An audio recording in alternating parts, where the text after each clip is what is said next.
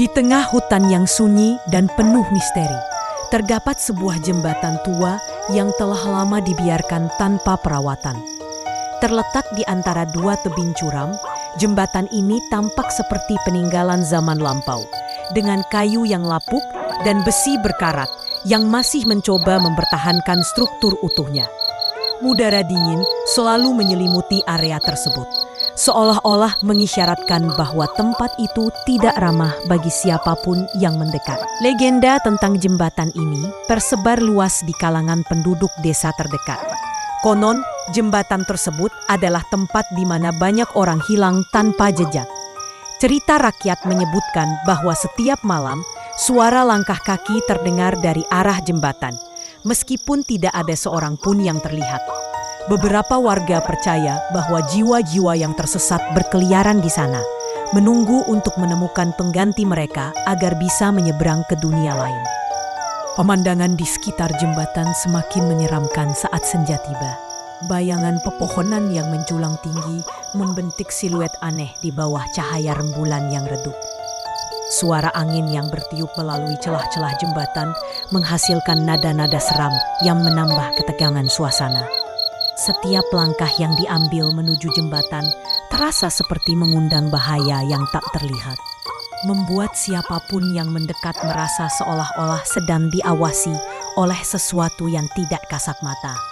Dengan aura mistis yang begitu kuat, jembatan ini menjadi simbol ketakutan bagi penduduk sekitar.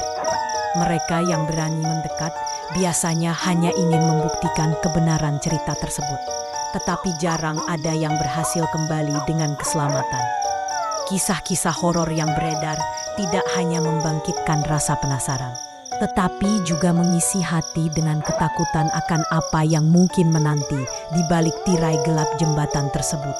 Malam itu, udara terasa lebih dingin dari biasanya, seolah memberikan peringatan samar kepada siapapun yang berani mendekati jembatan angker.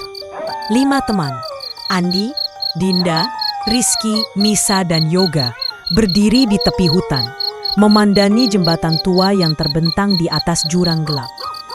Mereka bukanlah orang pertama yang datang ke sini, tetapi mungkin salah satu dari sedikit yang nekat mencoba membuktikan apakah legenda itu benar adanya. Kita benar-benar akan melewati jembatan itu? Tanya Nisa ragu. Matanya memandang lurus ke depan, seakan-akan bisa melihat bayangan makhluk tak kasat mata yang konon menghantui tempat itu. Andi tertawa kecil, mencoba menghilangkan rasa gugup di antara mereka. Ayo, kita sudah sampai sejauh ini. Lagi pula ini cuma mitos kan? Tidak mungkin ada hantu yang benar-benar menunggu kita di sana. Rizky mengangguk, meski ekspresinya tetap tegang. Tapi kalau kita mau eksperimen ini berhasil, kita harus masuk ke dalam jembatan. Kita ambil beberapa video dan foto. Yoga mengeluarkan kamera genggam dari tasnya, memastikan baterainya penuh. Oke, aku siap merekam semuanya. Semoga saja kita tidak menemukan hal-hal yang tidak bisa dijelaskan. Setelah saling meyakinkan, mereka mulai melangkah menuju jembatan. Langkah-langkah mereka terdengar pelan di atas daun-daun kering yang berserakan di tanah. Saat mereka mendekat, suasana semakin tidak nyaman. Pohon-pohon di sekeliling tampak membayangi mereka, dan angin yang bertiup perlahan menghasilkan suara seperti bisikan samar. Ketika mereka akhirnya berdiri di ujung jembatan, bulu kuduk mereka berdiri. Bau lembab dan kayu lapuk menyergap indera penciuman mereka. Di bawah, jurang gelap menganga tanpa dasar yang terlihat. Andi menarik napas panjang lalu melangkah maju. Yang lain mengikutinya, berusaha menahan rasa takut yang mulai merasuk. Langkah pertama mereka di atas jembatan terasa ringan. Tetapi setiap langkah berikutnya terasa semakin berat, seolah-olah sesuatu sedang mengawasi mereka di jembatan. Namun, suara langkah itu tidak hilang. Bahkan, semakin dekat. Seolah-olah seseorang atau sesuatu sedang berjalan di atas ama mereka. Dinda menoleh ke belakang, matanya membesar. Tidak ada siapa-siapa di belakang kita. Tapi kenapa suaranya terus mendekat? Saat mereka melanjutkan langkah, suara itu bergeser ke samping mereka. Seperti bayangan yang bergerak tanpa bentuk pasti. Rizky menghentikan langkahnya, menajamkan pendengarannya. Suara itu sepertinya mengikuti kita. Tiba-tiba, angin bertiup kencang, menghempaskan dedaunan, dan membuat tubuh mereka menggigil. Yoga memandang ke bawah, ke jurang yang gelap gulita. Matanya membelalak. Ada sesuatu di bawah sana. Yang lain buru-buru menghampirinya. Dari pinggir jembatan, mereka melihat kilasan bayangan hitam bergerak cepat di bawah. Bentuknya tidak jelas, tapi terlalu besar untuk sekadar angin atau ilusi. Nisa menutup mulutnya, berusaha menahan teriakan. Belum sempat mereka bereaksi, suara Lang. Kelima teman itu terpaku. Tubuh mereka membeku di tempat. Suara parau itu terdengar lagi. Lebih jelas kali ini. Kalian tidak boleh kembali. Kata-kata itu menggema di sekitar mereka, seolah-olah berasal dari segala arah sekaligus. Andi menelan ludah, berusaha menahan rasa takut yang mulai menguasai dirinya. "Siapa di sana?" teriaknya. Suaranya gemetar, namun tidak ada jawaban. Tiba-tiba angin bertiup kencang, menghempaskan mereka ke arah jembatan. Kayu-kayu di bawah kaki mereka berderit keras, seakan-akan akan runtuh setiap saat. Nisa memegang lengannya, berteriak ketakutan. "Aku tidak bisa bernapas.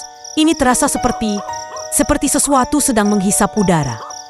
Dinda mencoba melangkah mundur, tetapi kakinya terasa terjepit, seolah-olah sesuatu yang tak terlihat sedang menahannya. "Aku tidak bisa bergerak. Ada yang menahan kami di sini," jeritnya, wajahnya pucat pasi. Rizky melihat ke bawah dan melihat bayangan hitam yang sama seperti sebelumnya. Kali ini lebih dekat. Andi menahan napas. Tubuhnya membeku karena takut. Apa itu?" desisnya. Suaranya hampir tidak terdengar. Bayangan itu mendekat. Langkahnya tak berbunyi, seolah-olah ia bukan makhluk hidup. Tiba-tiba, suara parau yang sebelumnya terdengar kembali. Kali ini lebih keras dan lebih jelas. "Kalian tidak boleh kembali. Kalian harus menjadi bagian dari kami." Dinda menjerit, berusaha berlari, tetapi kakinya masih terasa terjepit. "Apa maksudmu? Menjadi bagian dari kalian?" Sosok itu mengangkat tangannya, dan udara di sekitar mereka berubah menjadi sangat dingin. Jembatan ini adalah pintu gerbang antara dunia hidup dan mati. Setiap jiwa yang berani melintas akan dipilih untuk pergi atau untuk tinggal selamanya. Rizky menatap sosok itu dengan tatapan tajam, mencoba menahan rasa takut. "Kalau begitu, kami tidak akan tinggal di sini. Kami akan kembali." Bayangan itu tertawa. Suaranya rendah dan menggelegar. "Kalian tidak memiliki pilihan. Hanya satu dari kalian ya." "Tidak ada jalan lain," kata sosok itu dengan suara dingin. "Pilih sekarang, atau kalian semua akan tinggal di sini selamanya." Ketegangan di antara mereka meningkat. Masing-masing dari mereka tahu, jika mereka tidak memilih, semua akan terjebak di sana. Tetapi jika mereka memilih, mereka harus rela salah satu dari mereka menjadi korban. Dengan napas berat, mereka mendekati kertas-kertas itu dan mengambil satu masing-masing. Saat mereka mengambil kertas masing-masing, angin tiba-tiba bertiup kencang, membawa debu dan daun kering yang berputar-putar di sekeliling mereka. Bayangan hitam itu menatap mereka dengan mata merah yang menyala, seolah menunggu hasil dari pilihan mereka. Andi membuka kertasnya dengan tangan gemetar. Begitu pula yang dilakukan oleh teman-temannya. Nisa menutup mulutnya, wajahnya pucat. Ini kosong, desisnya. Dinda memeriksa kertasnya dengan cepat. "Aku juga kosong." Rizky dan Yoga juga menunjukkan kertas mereka, semuanya kos. Bayangan hitam itu mendengus pelan. "Satu dari kalian telah dibebaskan, sisanya tetap di sini." Wajah Andi langsung memucat. "Tidak, ini tidak mungkin. Ini pasti ada triknya." Sebelum ia bisa mengatakan lebih lanjut, 4 temannya mulai berubah. Tubuh mereka bergetar hebat. Mata mereka mulai memancarkan cahaya merah, seperti milik bayangan itu. Mereka menatap Andi dengan tatapan kosong. "Andi, kamu harus pergi," bisik Nisa. Suaranya parau. "Tapi aku tidak bisa meninggalkan kalian." "Kamu tidak punya pilihan," kata Rizky. "Kami sudah terikat. Kamu satu-satunya yang bisa keluar." Bayangan hitam itu mengulurkan tangannya, dan jalan kembali muncul di ujung jembatan. Andi menatapnya, jantungnya berdebar keras. Ia ingin protes, ingin menolak. Tetapi 4 temannya mulai berjalan ke arah yang berlawanan, menuju kegelapan. Ia tidak punya waktu lagi. Dengan langkah berat, Andi mulai berjalan ke ujung jembatan. Di belakangnya, suara langkah kaki 4. Akhir cerita yang tak terduga menambah kedalaman makna dari narasi ini. Keputusan untuk menyelamatkan satu karakter, sementara yang lain terjebak dalam dunia gelap, memberikan refleksi tentang nilai-nilai persahabatan, pengorbanan, dan batasan antara hidup dan mati. Pembaca diingatkan bahwa dalam situasi yang ekstrim, pilihan bisa menjadi sangat sulit dan tidak selalu ada jawaban yang benar atau salah. Selain itu, elemen-elemen supernatural yang disisipkan dalam cerita ini memberikan nuansa yang lebih kompleks. Bayangan hitam dan suara misterius tidak hanya menciptakan ketakutan fisik, tetapi juga membangkitkan ketakutan akan ketidaktahuan dan ketidakpastian. Ini mencerminkan kekhawatiran manusia yang universal, ketakutan akan kematian, kehilangan, dan keterasingan. Melalui kombinasi efektif dari plot yang menegangkan, karakter yang kuat, dan tema yang mendalam, cerita ini berhasil menyampaikan pesan bahwa kadang-kadang yang paling menakutkan bukanlah hantu,